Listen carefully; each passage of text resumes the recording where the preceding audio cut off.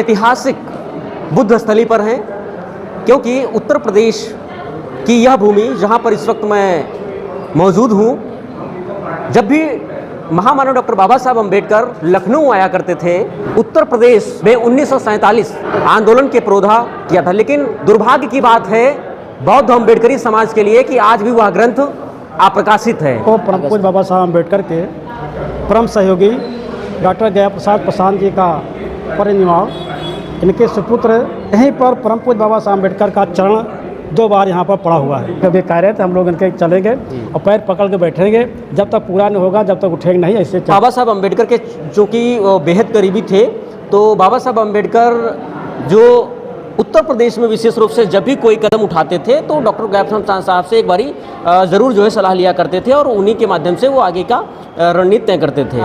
बौद्ध महाकाव्य ग्रंथ जो बाबा साहब का एक सपना था भारत को बौद्ध में बनाना। बीएसपी के लीडर भी रहे हैं, दिग्गज लीडर रहे हैं, स्पीकर रहे हैं, वित्त मंत्री भी रहे हैं, एक अहम श्रेणी में आप रहे हैं। आप तो इसको अकेले भी कर सकते थे। मैं कहूँगा कि ये हमारे बगल में डॉक्टर गया प्रसाद प्रशांत जी के बेटे हैं। साथियों नमस्कार, नमो बुद्धाय, जय भीम। आप देख रहे हैं द बुद्धिस्ट टाइम्स टीवी में धीरेन्द्र कुमार। इस वक्त उत्तर प्रदेश की राजधानी लखनऊ में है और ऐतिहासिक बुद्ध स्थली पर हैं, क्योंकि उत्तर प्रदेश की यह भूमि जहां पर इस वक्त मैं मौजूद हूं, जब भी महामानव डॉक्टर बाबा साहब अम्बेडकर लखनऊ आया करते थे तो इस पवित्र भूमि पर सर्वप्रथम वो भदंत बोधानंद जी का आशीर्वाद लेने के लिए आते थे और यहाँ के बाद में दूसरा काम अपना वो शुरुआत किया करते थे। आज डॉक्टर बाबा साहब अम्बेडकर जी के परम सहयोगियों में एक महान साहित्यकार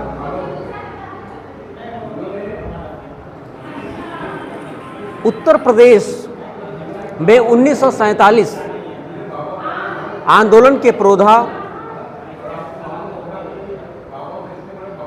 बौद्ध महाकाव्य ग्रंथ विश्व प्रकाश के रचयिता डॉक्टर गया प्रसाद प्रशांत साहब के स्मृति व्याख्यान, उनके परिनिर्वाण दिवस के अवसर पर श्रद्धांजलि समारोह व बाबा साहब अम्बेडकर जी के जो है विशेष निर्देश पर बौद्ध महाकाव्य ग्रंथ का जो प्रकाशन के लिए जो आदेश दिया था उसको जो है डॉक्टर गया प्रसाद साहब ने पूरा किया था। लेकिन दुर्भाग्य की बात है बौद्ध अम्बेडकरी समाज के लिए कि आज भी वह ग्रंथ अप्रकाशित है। तो इस कार्यक्रम में हमारे साथ में इस वक्त माननीय मंत्री जी, पूर्व मंत्री जी मौजूद हैं, के गौतम जी, जो वो आप पूर्व में स्पीकर भी रहे हैं, उत्तर प्रदेश के प्रथम दलित स्पीकर रहे, प्रथम वित्त मंत्री रहे। तो आज इस कार्यक्रम में सर आए हुए हैं, हम जानेंगे कि आखिरकार वो क्या कुछ कहना चाहते हैं, क्या संदेश देना चाहते हैं। सर स्वागत है। स्वागत है, जय भीम, नमो बुद्धाय। आज 6 दिसंबर 1958 को परम पूज्य बाबा साहब अम्बेडकर के परम सहयोगी डॉक्टर गया प्रसाद प्रशांत जी का परिनिर्वाण, इनके सुपुत्र सेन जी के नेतृत्व में और भंते ज्ञानालोक के नेतृत्व में बौद्ध विहार विशालदार पार्क पर मनाया जा रहा है। यहीं पर परम पूज्य बाबा साहब अम्बेडकर का चरण 2 बार यहाँ पर पड़ा हुआ है। तो जहाँ बाबा साहब का चरण पड़ता है वह पूजनीय हो जाता है, आदरणीय हो जाता है। इसीलिए परम पूज्य बाबा साहब के जो सहयोगी थे डॉक्टर गया प्रसाद प्रशांत जी ने एक काव्य रचना की है, जो इसको छापने के लिए गत माह में जब मीटिंग हुई थी तो हमारे देश के बहुत ही विद्वान आईएएस और आईपीएस रहे, कमिश्नर थे, डीएम थे और भारत सरकार के सचिव भी थे, इनके नेतृत्व में मीटिंग हुई थी। हम लोग उपस्थित थे और लगभग काव्य को छापने के लिए ये पता चला गया, मालूम हुआ कि 5 लाख रुपए लगेंगे, जबकि स्वयं 5 लाख रुपये काव्य में छापने में लगेंगे, जबकि स्वयं चंद्र प्रकाश जी जो आईएएस थे, इन्होंने बताया था कि लगभग हम लोग 40 साल पहले प्रयास किया था और सरकार के द्वारा 5 लाख अनुदान की चर्चा चली थी, लेकिन संजोग से किसी कारण से नहीं हो पाया। तो गत मीटिंग में मैंने बोला था कि मैं भी फाइनेंस मिनिस्टर था, स्पीकर था, कई बार विधायक था, अगर मेरे पास आते तो मैं तुरंत कर देता, क्योंकि इसी बुद्ध विहार पर मैंने सीएम से मिलकर 25 लाख का अनुदान कराया था। यहीं पर जब इसी बुद्ध विहार के लिए, इसी बुद्ध विहार के लिए प्रज्ञानंद भंते जी थे, जिनका परिनिर्वाण हो चुका है। मैंने सीएम से बोला था, सीएम जी ने कहा और नगर विकास मंत्री को निर्देशित हुआ कि कमलाकांत गौतम का जो अनुरोध है इसको स्वीकार किया और स्वीकार करने के बाद 25 लाख यहाँ पर दिया गया था जब मेरी सरकार थी। तो मैंने बोला था कि अगर हम लोग पास ये बात आते कि एक काम रुका हुआ है तो मैं तुरंत हो जाता, लेकिन संजोग से किसी कारण हुआ। इसके बाद भी फिर दोबारा मीटिंग हुई, आज दूसरी मीटिंग है इनके परिनिर्वाण दिवस पर। ये फिर हुआ क्योंकि चंद्र प्रकाश जी ने यहीं पर बोला था कि भाई आप लोग अभी मदद करो, तो मैंने भी 10,000 की मदद मैंने तुरंत उनको सेन जो दिया उनके पुत्र को। हमने कहा भाई करो, और फिर पता चला कि लगभग 1.25 लाख 1 लाख इकट्ठे हुए हैं। अब कोशिश लोग किया जा रहा है कि मैं तो अनुरोध करूंगा, जो हमारे आईएएस थे, आईपीएस भी थे, बड़े अधिकारी हैं, बड़े विद्वान हैं, मैं इनसे अनुरोध करूंगा। अब हम लोग मजाक अभी कह रहे थे, हम लोग इनके चलेंगे और पैर पकड़ के बैठेंगे, जब तक पूरा नहीं होगा जब तक उठेंगे नहीं, ऐसे चर्चा होगा। और जो आपके जो टीवी चला रहे हैं, इनके भी परम में शिष्यों में यही माना जाता है, तो इनसे अनुरोध करूँगा कि मेरी बात इनको तक पहुँचाई जाए और पहुँचाने के बाद किया जाए। तो आज इस प्रांगण में, इस बुद्ध विहार में परम पूज्य बाबा साहब अम्बेडकर का 2 बार आगमन हुआ है।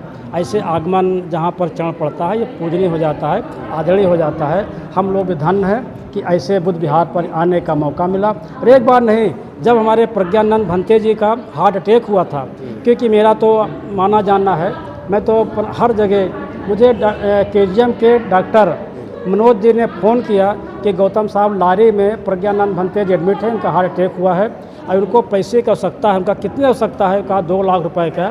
हमने कहा 60 डॉक्टर आपके केजीएम में अनुसूचित जात के लोग हैं, बाबा साहब की कृपा से 5-5 हज़ार करिए, हो जाएगा। कहा साहब नहीं हो पाएगा। तो हम कहा ठीक, मेरे निवास पर तुरंत आ जाओ और 25,000 रुपये ले जाओ। तो डॉक्टर मनोज ने, इसमें प्रोफेसर है, वर्तमान में इसमें स्थानीय आज भी प्रोफेसर है, इसको रेडियोलॉजी के प्रोफेसर हैं।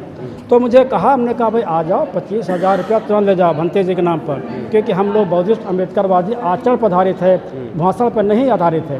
हमने फिर कहा अगर मैं सुबह आऊँगा तो 1 लाख रुपया लेके आऊँगा। तो डॉक्टर साहब ने कहा गौतम साहब सुबह आइए। तो मैं गया, 1 लाख रुपया देकर भंते जी को दिया। ऑपरेशन होना था, भंते जी स्वस्थ हुए और ठीक होने के बाद भंते जी मेरे निवास पर आए।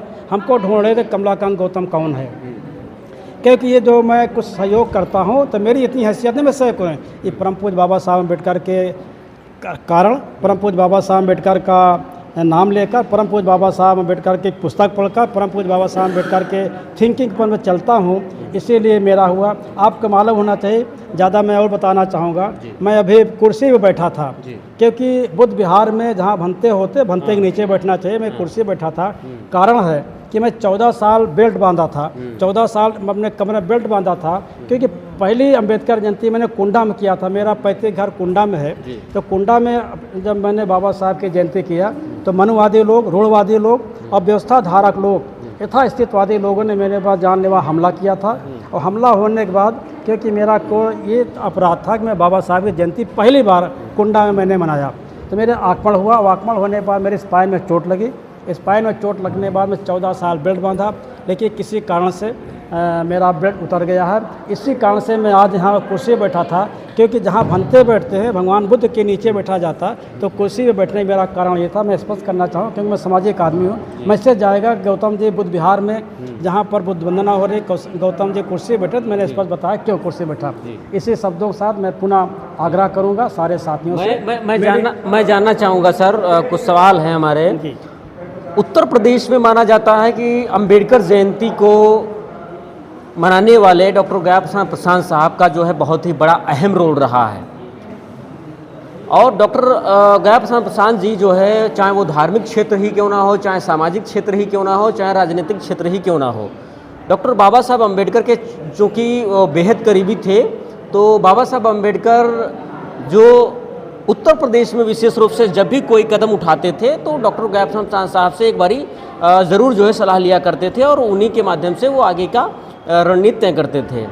लेकिन क्या वजह है कि जो व्यक्ति बाबा साहब के साथ में रहे, आज उन्हीं के इतिहास के साथ में खिलवाड़ और उन्हीं के द्वारा लिखा गया बौद्ध महाकाव्य ग्रंथ, जो बाबा साहब का एक सपना था भारत को बौद्धमय बनाना, कहीं ना कहीं हमारे पूर्व में रही सरकारें, डॉक्टर गयाप प्रसाद साहब ने, ऐसा नहीं है उन्होंने प्रयास नहीं किया, अपने समय में उन्होंने बहुत प्रयास किए, करीब 5 साल उन्होंने लगे रहे और सरकारों में उन्होंने तमाम विभागों में भी वो गए, और लेकिन उसकी नतीजा ये निकला कुल मिलाकर के कि महाकाव्य ग्रंथ वो प्रकाशित नहीं हो पाया, क्योंकि कहीं ना कहीं कथाकथित जातिवादी लोग वहाँ पर मौजूद थे। इस वजह से वो नहीं चाहते थे कि महाकाव्य, बौद्ध महाकाव्य ये अगर प्रकाशित होगा तो बौद्धों में क्रांति आ जाएगी, बौद्धों की संख्या बढ़ेगी। अब वो रही बात बहुजनों की सरकार जब थी, तो बहुजनों की सरकार में भी अंतर्राष्ट्रीय बौद्ध संस्थान को दिया गया था प्रकाशन के लिए, लेकिन वहाँ पर भी ऐसा नहीं हो पाया। तो हम चाहते हैं, चूँकि आप पूर्व में जो है बीएसपी के लीडर भी रहे हैं, दिग्गज लीडर रहे हैं, स्पीकर रहे हैं, वित्त मंत्री भी रहे हैं, एक अहम श्रेणी में आप रहे हैं, आप तो इसको अकेले भी कर सकते थे, क्या कहना है? मैं कहूँगा कि ये हमारे बगल में डॉक्टर गया प्रसाद प्रशांत जी के बेटे हैं जी। इनसे पूछिए क्या मुझे कभी कहा गया? ये जवाब दें खुद, जवाब दो भाई। जी बताइए। नहीं, मैंने सो अनुरोध सभी से कहा है। नहीं, मुझसे कहा गया और मुझसे कहा गया और सभी से मैंने अनुरोध किया, आपसे भी अनुरोध किया, मेरे लेकिन संज्ञान धनराज का मैंने कोई खुलासा नहीं किया। मेरे संज्ञान में नहीं आई थी बात। जी। पिछली मीटिंग जब हुई तो मेरे व्हाट्सएप में आया डॉक्टर गया प्रशांत का नाम। जी। तो मैं कौतूहल हुआ कि क्योंकि डॉक्टर गया प्रशांत जी के साथ श्री गुरु प्रसाद मदन एडवोकेट, जो हमारे रिश्तेदारी में बड़े भाई लगते हैं, इनके साथ में प्रतापगढ़ मीटिंग गया था, गया प्रशांत मीटिंग में प्रतापगढ़। तो इस समय डॉक्टर गया प्रसाद प्रशांत बारे में जानता था। जब मैंने मोबाइल में देखा कि भाई डॉक्टर गया प्रसाद प्रशांत का कुछ प्रोग्राम है, तो हमको नहीं जानते, तो मैंने इनका किसी नंबर ढूंढा तो मैंने फ़ोन किया, हमको भाई क्या मामला है? तो कहीं साहब मीटिंग है, हमको नहीं निमंत्रण किया गया, हमको अवगत कराया गया। मैं डॉक्टर गया प्रशांत नाम को सुन के मैं चला आया। जब चला आया तब मेरे सामने आए कि साहब यहाँ पर ये है, काव्य रखना है। तो हमने खुद बोला था, पिछले मीटिंग मैंने बोला था, हम लोग संज्ञान नहीं आई। मैं विधायक 2 बार था, मिनिस्टर था, स्पीकर था, दल का नेता था, बहुत कुछ था। यहीं पर बुद्ध विहार में मैंने 25 लाख सुश्री बहन मावती से कह के दिलवाया था। तो मैं एक सेकंडों काम था, मेरे लिए सेकंडों काम था, लेकिन मेरे संज्ञान बिल्कुल नहीं आई। और ये दूसरी बार मुझे सूचना मिली। तो जब पहली बार आया तो बिना सूचना दिल्ली में आया, तो 10,000 रुपया तुरंत दिया, हमको छपना चाहिए। और मैंने सबसे अनुरोध किया। इसी समय पूर्व IAS हमारे थे, IPS में थे, बड़े बड़े भाई अधिकारी थे। साहब यहाँ पर द बुद्धिस्ट टाइम्स टीवी के माध्यम से मैं कहना चाहूँगा, सिर्फ 10,000, इतने बड़े ओहदे पर आप रह करके आप उत्तर प्रदेश के प्रथम दलित जो है वित्त मंत्री रहे, आप प्रथम दलित ये स्पीकर रहे, आप बहुजन समाज पार्टी के बहुत बड़े लीडर रहे, उसके बावजूद सिर्फ 10,000। अभी हमें सूचना प्राप्त हुई कि आपने महाबोधि मुक्ति आंदोलन के लिए 1 लाख रुपए दिए हैं। जो महाबोधि महाविहार मुक्ति आंदोलन की पूरी दर्शक, जो हमारे दर्शक देख रहे हैं द बुद्धिस्ट टाइम्स टीवी, 2 महीने लगातार वहाँ पर आंधी पानी तूफान के बीच में रुक करके कवरेज दिखाई है। तो हम ये समझते हैं कि वहाँ पर पूरे भारत के अम्बेडकरी बुद्धिस्ट लोगों ने करोड़ों रुपया जो है, करीब 2.5 से 3 करोड़ के बीच में वहाँ पर डोनेशन गया है। इसे कोई ठुकरा नहीं सकता है कि ऐसा नहीं हुआ है, क्योंकि वहाँ के लोग इसके गवाह हैं। मैं ये समझता हूँ कि जब बौद्ध महाकाव्य ग्रंथ की बात आती तो वहाँ पर हमारे जो बहुजन समाज के, जो बुद्धिस्ट समाज के लोग हैं, जो मूवमेंट में आर्थिक स्थिति में मजबूत हैं, वो आखिरकार ऐसे मामले में पीछे क्यों हो जाते हैं और कमज़ोर क्यों हो जाते हैं? आपका तर्क बिल्कुल सही है, बिल्कुल सही बात है। ये सही है कि विधिगत अगर मेरे बारे में आप जानना चाहेंगे तो आप लोग, एक साथी मेरे बैठे हुए हैं, ये सामने पीछे हमारे खड़े हैं। मैं जब अपने राजनीतिक कौशल पर था तो मैं हर माह 50,000 का अनुदान देता था अपने व्यक्तिगत कमाई का। फिर इसके बाद धीरे धीरे जब मैं इधर 12 साल का विधायक जब कम हुआ तो मैं 25,000 मंथली देना चालू किया, फिर 10,000 मंथली देना चालू किया। इधर मैं 10 साल से 7 साल से मैं 5,000 रुपया मंथली इंतजाम करता हूँ। बस 60,000 रुपया सालाना मुझे देना है। तो मैं कोई एहसान नहीं करता। परम पूज्य बाबा साहब अम्बेडकर ने आपके रामलीला मैदान में आगरा में बाबा साहब ने बोला था मार्च के महीने में कि अपना कमाई का 20वां भाग देना चाहिए। तो मैं 20वां भाग बाबा साहब की कृपा से मेरे पैसे मिलती है 47,000 रुपया। और क्योंकि मैं मानवर काशीराम साहब शिष्य था, बहुजन सेंटर पेपर का बांटता था, पढ़वाता था, तो मानवर काशीराम साहब के शिष्य होने के नाते कई बार इनके साथ भेंट हुआ, कई बार इनके साथ चलने का मौका मिला, कई बार इनके साथ खाना खाने का मौका मिला, कई बार इनके साथ गाड़ी में बैठकर 50 मिनट चलने का मौका मिला। तो मानवर काशीराम साहब ने मुझे एक बात कही थी कि भाई देखो, तुमको आगे बढ़ना है तो कैरेक्टर बना के चलना और ईमानदारी चलना, तुमको आगे पढ़ना है। क्योंकि मुझे यहाँ तक कि मुझे पार्लियामेंट का चुनाव लड़ाया गया, क्योंकि केंद्र सरकार बनने वाली थी। अब मुझे ऐसे महसूस हो रहा कि मानवर काशीराम साहब, मानवर काशीराम प्रशंसक लोग जानते थे कि मेरी ईमानदारी, मेरी निष्ठा, मेरी शक्ति का जो प्रयोग होता था कि मेरे सब जानते, मैं दल के नेता बनाया गया। जैसे मैं मिलिट्री बना, मुझे दल के नेता बनाया गया। जब मैं विधान परिषद घोषणा नहीं जानता था तो मैं जो दल के नेता बनाया गया। दल नेता जानते हो क्या होता है। श्री मुलायम सिंह यादव जी आए थे मुख्यमंत्री, तो मैं आपके इस प्रकरण के मानव कहना चाहूँगा, श्री मुलायम सिंह जो नेताजी आए थे, मुख्यमंत्री थे, मैं दल के नेता था। तो मैं जब मुलायम सिंह जी आए मुख्यमंत्री, तो मेरे सामने कुर्सी लगी थी दल के नेता होने की वजह से, तो मैं नेताजी के सम्मान में या मुख्यमंत्री के सम्मान में कुर्सी नहीं उठा था। मेरे आजू बाबू सिंह कुशवाहा थे, मैंने ये भी थे, और आपके नसीब सिद्दीकी थे, स्वामी साहब नूरज, बहुत लोग नेता थे। मैं क्योंकि दल के नेता होने के नाते मेरे आप सवाल का जवाब नहीं दे रहे सर। मैं दे रहा हूँ, इसी मैं बता रहा हूँ क्यों दे रहा हूँ। मैंने उठा लंबे खींचे। ठीक है। अच्छा, ये बात जो आपने कहा बात सही है साथियों। मैं क्योंकि मेरे पेंशन 47,000 रुपया मिलती है। अभी मैं 26 तारीख को 30/6/25 को 1 लाख रुपये दिया।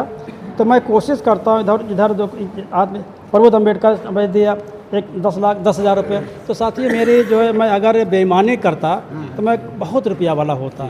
तो मेरा खर्चा देखो और मेरे व्यक्तिगत जीवन देखो। मेरे पास स्कूल नहीं है, जबकि प्रतापगढ़ डीएम मुझसे कह रहा 10 एकड़ ले लो, गौतम साहब बनवा लो, मुस्तफ़ा सिद्दीकी कह रहा था, हम कहा यार मैं नहीं लूँगा। तो मेरे पास एक स्कूल भी नहीं है, मेरे पास फैक्ट्री नहीं है, मेरे पास ज़्यादा नहीं है। मैं बाबा साहब की कृपा से अपना खाना कमा, इज्जत अपनी मेंटेन रखा हूँ। तो साथियों भ्रष्टाचारी करने पर मैं तो बहुत पैसे वाला होता। हमारे जूनियर, मैं क्या बताऊँ, मेरा स्पीकर मेरा निजी सचिव, मेरा ये नौकर चाकर जो होते हैं, क्या PR वाले क्या होते हैं, ये कम से कम 20 50 करोड़ के आदमी बने हुए हैं। लेकिन मेरी पोजीशन अंजलि, क्योंकि मैं भरता हूँ ये इनकम टैक्स भरता हूँ, देखो रिकॉर्ड में है। तो हम लोग राजनीतिक आदमी एक पैसे के हिसाब रहता हम लोग। बीएसपी के ही कुछ लोग सर बीएसपी, क्योंकि जब गत वर्ष मीटिंग हुई थी, मीटिंग में चंद्रपाल साहब ने कहा था भाई आप लोग मदद करो। तो हम लोगों ने मैंने अपने जो है 10,000 तुरंत मैंने दिया। और फिर उन्होंने कहा था कि बचा हुआ शेष मैं दूंगा, आप लोग कर लो, बचा हुआ शेष मैं दूंगा। और अगर ये मीटिंग में हमारे चंद्रपाल साहब ना कहते तो हो सकता लोगों और कुछ करते। इनको आश्वासन मिल गया कि साहब तो करेंगे, भाई बड़े आदमी हैं, बड़े IAS थे, IPS थे, कलेक्टर थे, कप्तान भी थे, IPS भी थे, IPS के बाद IAS बने थे। और भारत सरकार के ये सचिव थे, बहुत पोस्ट होता है, बहुत बड़े आदमी है। तो इन्होंने आश्वासन दे दिया, सारे लोग अस्वस्थ हो गए। अगर ये कह दिया है तो करेंगे पक्का, और नहीं करेंगे तो चलो आपने कहा है तो हम लोग सब फिर पुनः कोशिश करेंगे। हाथ जोड़ के कर लूँगा, कोई बड़ी बात नहीं है। क्योंकि मैं इस तरह का आदमी हूँ, जो कुछ है परम पूज्य बाबा साहब अम्बेडकर के करने के द्वारा है। हम लोग अपने कुछ नहीं, हम भी बहुत होते बाबू बन जाते, बजाता था बाबू बन जाते, नहीं तो जूता पॉलिश करते। ये परम पूज्य बाबा साहब अम्बेडकर के देन है, या मानव काशीराम साहब के देन है, या बहुजन समाज के देन है। आपने दलित नेता कहा, दलित मंत्री नहीं था मैं बहुजन था। आपने गलत उच्चारण कर दिया। दलित एक होता, एक संक्षिप्त नाम होता। मैं बहुजन समाज को SC भी हैं, ST भी है, BC भी है, अल्पसंख्यक भी है। इसलिए मैं कहूँगा ये बिल्कुल चिंता ना करें। हम लोग पहले जाएंगे IAS महोदय के यहाँ, इनके यहाँ निवेदन करूँगा, क्योंकि उन्होंने वचन दिया था, गत मीटिंग में वचन दिया था, लिखा पढ़े में है, हमने अनुरोध करूँगा, ये जरूर देंगे। मेरा पूरा विश्वास है कि बहुत बड़े आदमी है और बहुत ही अम्बेडकरवादी है, पक्के अम्बेडकरवादी है, मैं पक्का मानता हूँ। इनकी राष्ट्रीय पार्टी भी है, आगरा में चुनाव लड़ते हैं, ऐसा नहीं, आगरा चुनाव भी लड़ते हैं, बड़े आदमी है। हम लोग अनुरोध करूँगा और 100% में आश्वासन देना चाहूँगे कि हमारे अनुरोध के जो इन्होंने आश्वासन दिया पूरा होगा। अब पूरा होगा, ये काप छपेगी, पक्का छपेगी, पक्का छपेगी। मैं आज के आश्वासन दे रहा, पक्का छपेगी जी। तो माननीय पूर्व मंत्री जी ने आश्वासन दिया है कि बौद्ध महाकाव्य ग्रंथ विश्व प्रकाश का प्रकाशन बहुत जल्द बहुजन समाज, बौद्ध समाज के बीच में प्रकाशित होकर के यह ग्रंथ बहुत जल्द आने वाला है। बीच की गतिविधियां जो रहेंगी वो पूरी कर ग्रंथ को बहुत जल्द समाज के बीच में लाया जाएगा। पूरी रिपोर्ट पर क्या है आपकी प्रतिक्रिया, हमें कमेंट सेक्शन में ज़रूर बताएं और अधिक से अधिक शेयर करना न भूलें। नमस्कार, नमो बुद्धाय, जय भीम, धन्यवाद। जय भीम, नमस्कार। अपने कार बिंदु से आज के इस कार्यक्रम में हम लोग को मार्गदर्शन देने की कृपा करें। जय